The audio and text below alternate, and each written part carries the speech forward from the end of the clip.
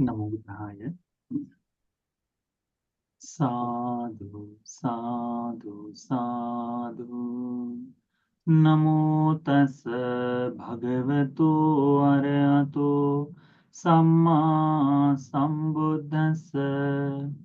नमो तस् भगवतो अरहतो सम्मा सम्बुद्धस्स। नमो तस् भगवतो अरहतो सम्मा सम्बुद्धस्स। साधु साधु साधु। हमारे पूज्य गुरु जी को साधन। साधु साधु साधु। श्रद्धावान उपासक उपासिकागण, आज हम सब लोग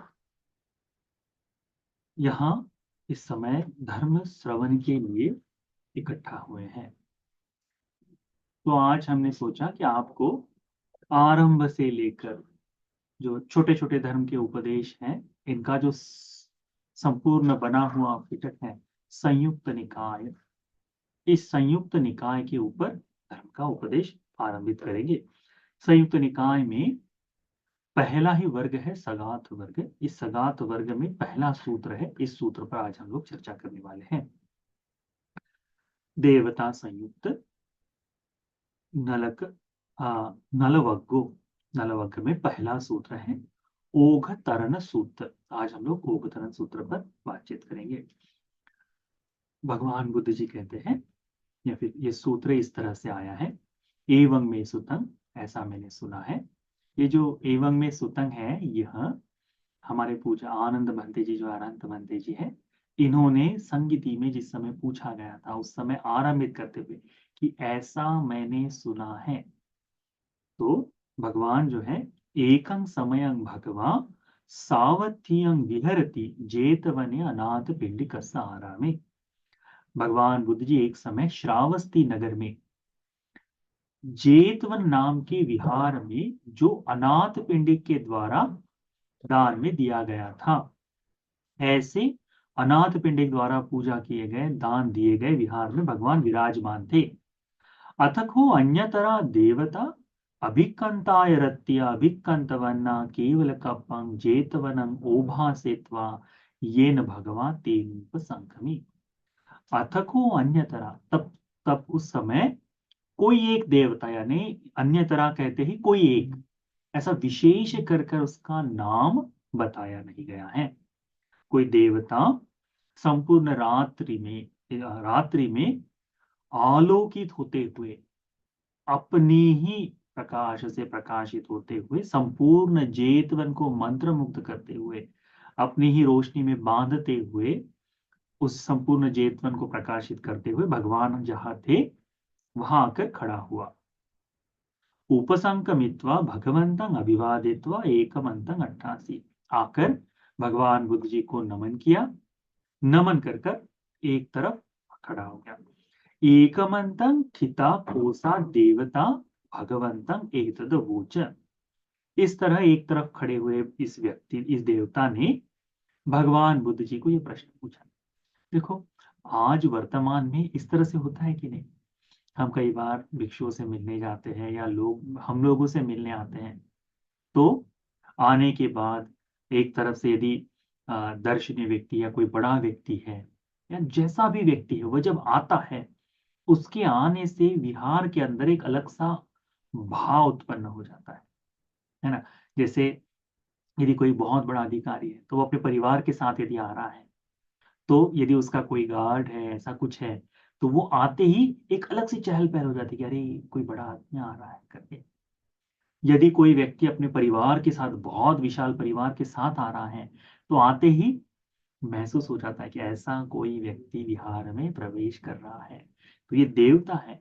ये देवताओं का क्या होता है? एक आलोक होता है, एक आभा होती है। आए और खड़े हुए।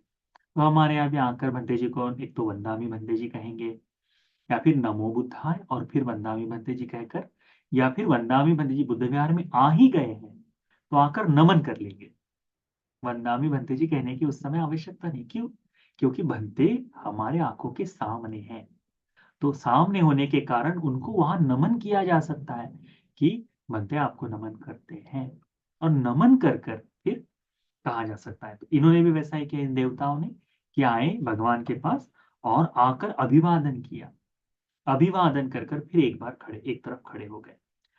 तो फिर एक तरफ खड़े रहकर जिस कारण से वे आए हैं, हम लोग भी जब कभी खड़े हो जाते हैं विहार तो, या फिर कोई व्यक्ति आता है तो जिस कारण से वह व्यक्ति वहां आया है वो अपना प्रयोजन बताता है। तो ये देवता भी भगवान को इस तरह से कहते हैं। क्या कहते हैं वे? कथं त्वं मारिस, मारिस कैसे आपने ओघ, ओघ मतरीति इस संसार की बाढ़ को पार किया है। कैसे आपने संसार की बाढ़ को पार किया है। ये जो मारिस शब्द है, हम भगवान को किस नाम से पुकारते हैं? हम भगवान को भगवान कहते हैं। हम भगवान बुद्ध जी को भदंत कहते हैं। भिक्षु लोग भगवान बुद्ध जी को भदंत कहते हैं, भगवान कहते हैं। भंते ही भगवान कहकर कहा जाता है उस तरह से। परंतु ये जब देवता लोग भगवान बुद्ध जी के साथ जब बातचीत करते हैं तो वे क्या कहते हैं? मारिस कहते हैं। हे मार्श, उस तरह से कहा जा सकता है। तो ये मारिस करके उस समय आया है। कथं त्वं मारिस, हे भद्र पुरुष, हे तथागत, किस तरह से आपने इस संसार की बाढ़ को पार किया है। तो भगवान बुद्ध जी उस व्यक्ति का उत्तर देते, उस देवता को क्या उत्तर देते हैं? कहते हैं भगवान, अपतिष्ठं ख्वाहं आउसो अना अनायूहं ओघमतरंती। इसमें कहा गया है कि मैंने अधिक प्रयास नहीं किया। जो अत्यधिक प्रयास करना जो है ना, कि केवल रुका भी नहीं रहा मैं, और मैंने प्रयास भी नहीं किया। ठीक है, तो ये बताते हैं। तो फिर वो देवता पूछते हैं, इसका मैं अर्थ आपको बताता हूं कि देवता पूछते हैं कि यथा कथं परत्वं मारिस अपतिष्ठन्, यानी बगैर रुके, अपतिष्ठन् यानी रुके हुए बगैर, और प्रयास न करते हुए भी, मैं रुका भी नहीं, इसमें अर्थ में आता है अपतिष्ठं वहां, मैं रुका भी नहीं और मैंने प्रयास भी नहीं किया। इसके बगैर आपने वो कहता है कि भंत्या आपने इसके बगैर कैसे इस संसार के दुख को खत्म कर दिया है। तो कहते हैं, भगवान बुद्ध जी उत्तर देते हैं कि यदा ख्वाहं आउसो संतिष्ठामि, यदि मैं स्थिर हो जाता, रुक जाता, यदि मैं रुक जाता, तदासु संसीदामि, तो मैं डूब जाता। ये जो ओघ शब्द है इसका मतलब होता है बाढ़। ओघ शब्द होता है, इसका मतलब होता है प्रवाह। जैसे हम देखते हैं नदी का एक प्रवाह बना हुआ है, नदी बह रही है, इसे कह सकते हैं ओघ, बढ़ बढ़कर बह रही है। तो भगवान बुद्ध जी ने उसके प्रश्नों का उत्तर उसी के शब्दों में बताया। भगवान ने को क्या पूछा कि कैसे आपने इस ओघ को पार किया है। तो भगवान कहते हैं कि मैं स्थिर भी, रुका भी नहीं, और मैंने प्रयास भी नहीं किया। इसके बगैर मैंने, इन दोनों के बगैर मैंने, आ, बगैर रुके, बगैर प्रयास किए मैंने संसार की बाढ़ को पार किया है। तो देवता पूछते हैं कि भंते, बगैर रुके और बगैर प्रयास किए कैसे आपने एक पार किए? तो भगवान जवाब देते हैं, यदा ख्वाहं आउसो, कि हे आयुष्मान, संतिष्ठामि, यदि मैं रुक जाता, तदस्सु संसिधामि, तो मैं डूब जाता। यदा ख्वाहं आउसो, यदि मैं आयुष्मान, आयुहामि, यदि मैं प्रयास करता, तदासु निब्बुयामि, तो मैं आगे यानी पार नहीं कर पाता, उसी में बह जाता, कहते हैं। अब देखिए, भगवान कहते हैं कि मैंने बगैर बगैर प्रयास की।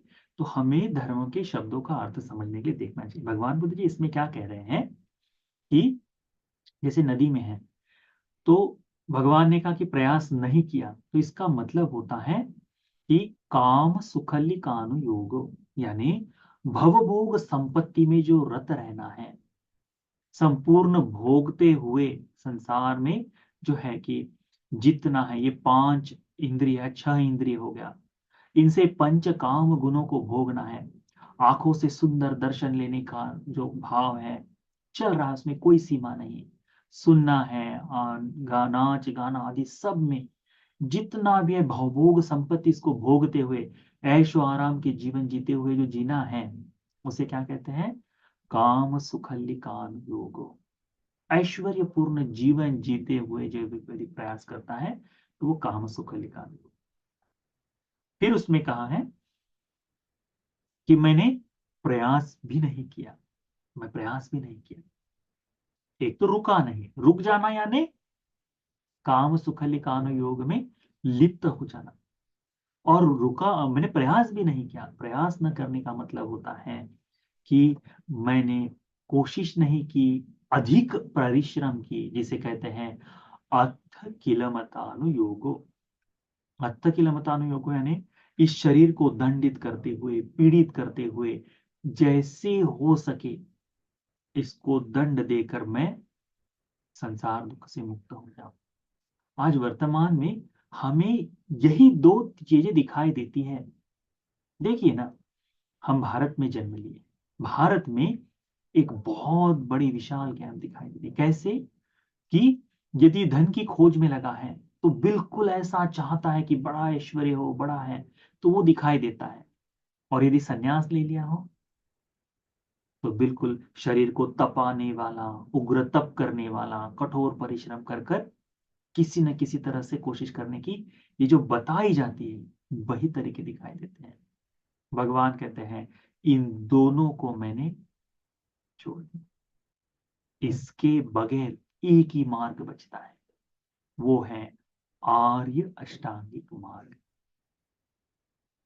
तो भगवान क्या कह रहे हैं कि मैंने प्रयास, बगैर प्रयास, मैंने बगैर प्रयास किए, या प्रयास करे बगैर भी, यानी मैंने रुका भी नहीं और मैंने प्रयास भी नहीं किया, इसके बगैर मैंने मध्यम मार्ग का सहारा लेकर संसार की बाढ़ को पार किया है। तो हमें देखना चाहिए कि कैसे ये संसार की बाढ़ है करके, कैसे ये बाढ़ दिखाई देती है। इस संसार में जन्मों जन्मों से हम लोग क्या कर रहे हैं? जन्मों जन्मों से हम सुख की इच्छा करते हुए, दुख को प्रतिकूल करते हुए, संस्कार ऐसे बनाते जा रहे हैं कि मुझे मिलना चाहिए, पुनः पुनः मिले, पुनः पुनः प्राप्त हो, इसके लिए कोशिश कर ले। सारा प्रयास जो है संसार का, सब किस लिए है? कि यही सारी चीजें मुझे मिलते रहे। और इसके लिए हम जितना भी पाप कर्म करने के लिए तैयार है, सुख की इच्छा में, इस सुख को पाने के लिए जितना पुण्य करना है उसके लिए भी हम तैयार हैं, इस सुख को पाने के लिए। और कैसा सुख? तो जहां सुख की कोई कमी नहीं, ऐश्वर्य संपन्न, उसे क्या कहते हैं? काम सुख लिकान। अंध हो जाना बिल्कुल, हम देखते हैं अभी वर्तमान में अंध हो गए हैं बिल्कुल काम के लिए। अभी ये जो नई जनरेशन है, ये जो नई परंपरा पीढ़ी है, इसे आध्यात्म का बहुत अधिक नहीं समझ। तो संसार में दिखाई क्या देता है कि भैया जितना भी धन अर्जित कर रहे हैं उसमें से बचाने की आवश्यकता नहीं, जो बचाना है बाद में देखा जाएगा। परंतु अभी वर्तमान में जिस तरह से लोग जी रहे हैं कि कॉलेज में आते ही पार्टीज होनी चाहिए, घूमने फिरने जाना चाहिए, धन नहीं है तो उधार मांग कर क्यों ना हो जाए, झूठा दिखावा करने का जो भाव है इस लोक में, ये सब करते हुए मैं ऐशो आराम से जी रहा हूं, उसमें डूबा हुआ हूं, उसमें लगा रहना, इस भोग को भोगने के लिए जितना परिश्रम करना है उसको करते रहना, यही है। तो भगवान ने अपना क्या किया है? संपूर्ण ऐश्वर्य, राजसी जो परिवार था, सब कुछ।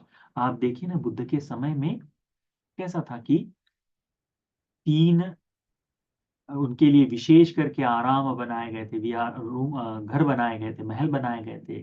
गर्मी के लिए अलग, ठंड के लिए अलग, बारिश के लिए अलग। इतना ऐश्वर्य, सेवक, जितना सेवा करने वाले लोग थे, बहुलता में थे, सारी सेवा करने वाले लोग। उसके बाद उसके बाद इतना सब होने के बाद इसमें क्या उन्हें मिला? सुख की जिस खोज को कर रहे थे वो नहीं पूर्ण हो पाया। फिर बोधिसत्व ने क्या क्या घर त्याग दिया। घर त्यागने के बाद कोशिश कैसे की? तो इस लोक में जितनी प्रताड़ना दे सकते थे उसकी भी कोशिश की कि भूखा रहकर अपने शरीर को सुखाकर। आप दुष्कर क्रिया की फोटो को देखिए कैसे दिखाई देती है। कहते हैं भगवान उसमें कि पेट की नाभि को हाथ लगाए तो रीढ़ की हड्डी को स्पर्श होता था। तो कितना खुश होगा से, है ना? उस तरह से कोशिश किया है करके कहते हैं, परंतु उससे मुक्ति नहीं हुई, उससे धर्म का लाभ नहीं हुआ, उससे नहीं हुआ। तो भगवान ने क्या किया? इस दोनों क्रियाओं को छोड़ दिया। घर तो घर गृहस्थी छोड़ दिए थे, और ये भोग संपत्ति छोड़ दी, और फिर ये कठिन तपश्चर्या जो थी वो भी छोड़ दिए। और क्या किए कि फिर भोजन शुरू किए। तो जो पंचवर्गीय जो श्रमण थे उस समय, जो सेवा के लिए घर छोड़कर निकले थे, उन्होंने क्या किया? उन्होंने कहा कि श्रमण गौतम अपने मार्ग से भटक गए हैं, अब इनकी सेवा हम नहीं करेंगे, वो चले गए। बोधिसत्व भी धीरे धीरे अपने शरीर की यष्टि बनाते हुए बुद्ध गया तक आए, और वहां आकर इन दोनों धर्मों का चिंतन किया। चिंतन करके मध्यम मार्ग जो आर्य अष्टांगिक मार्ग को खोजा। उस मार्ग को खोज कर उसके अनुसार जीवन जीकर संबुद्धत्व को पाए, बुद्ध बन गए, अरहंत बन गए। इस संसार में जन्म मरण की परंपरा नामक जो बाढ़ थी, इस बाढ़ को पूर्णतः समाप्त। यही तो है। तो आज बुद्ध के इस उपदेश के कारण, भगवान के इस तरह से मार्ग बताने के कारण, आप लोगों को ये सारा काम जो घर गृहस्थी छोड़कर कठिनाई का सामना करने की आवश्यकता है। हम भिक्षुओं के लिए भी बहुत ज्यादा अपने शरीर को तपा कर, अग्निदाह में देकर, भूखा रखकर, पीड़ित कर कर धर्म का अभ्यास करने की आवश्यकता है। दोनों का मध्यम मार्ग है दोनों के लिए। तो ये मध्यम मार्ग भगवान कहते हैं कि मैंने इस मध्यम मार्ग का पालन कर कर संसार की बाढ़ से पार हुआ है। यदि रुक जाता तो मैं डूब जाता, यदि मैं कोशिश करता तो मैं बह जाता, मैं पार नहीं हो पाता, है ना? तो इसीलिए कहते हैं,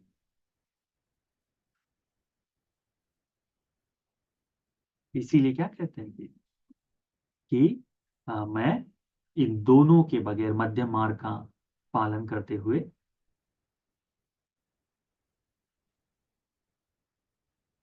मैंने इस संसार की बाढ़ को पार किया। इतना कहने के बाद भगवान को ये देवता जो है वो क्या कहते हैं? कहते हैं चिरसंग वतपस्सामि ब्राह्मणं परिनिब्बुतं आपतिष्ठं अनायुहं तीन्नं लोके विसत्तिकन्ति। देवता कहते हैं कि मैंने लंबे समय तक इस संसार में देखा, ये जो परिनिर्वाण को प्राप्त किए भगवान हैं, यह दूसरा कोई नहीं जिन्होंने ये बार पार की है, वे बगैर प्रयास किए, यानी बगैर रुके और बगैर प्रयास किए संसार के तीनों लोगों को विजयी होकर तथागत बने हैं करके वो कहता है। तो जब ये देवता इस तरह से गाथाओं में कहता है, इदम वोच सा भगवा, इदम वोच सा देवता, इस तरह से जब देवता कहते हैं समन्युन्यो सत्ता होसी, तो भगवान बुद्ध जी अनुमोदन करते हैं उसके चित्त का, उसके कथन का अनुमोदन करते हैं। ये अनुमोदन सुनकर कि भगवान ने मेरी बात को मान लिया है, कहकर भगवान को प्रदक्षिणा करता है, और प्रदक्षिणा करने के बाद वहां से अदृश्य हो जाता है, वहां से अपने लोक की तरफ वह चल देता है। तो ये है पहला सूत्र संयुक्त निकाय का। इस सूत्र को ध्यान में रखो। भगवान बुद्ध जी ने हमें बहुत ही सरल मार्ग बताया है।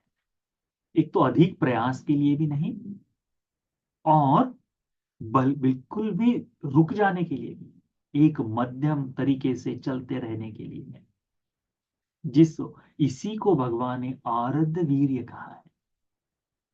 आरब्ध वीर्य कहा है कितने अद्भुत प्रश्न ये देवता लोग पूछते हैं, है ना, कि भगवान आपने कैसे धर्म को पाया है, कैसे आपने संसार की बाढ़ को पार किया है।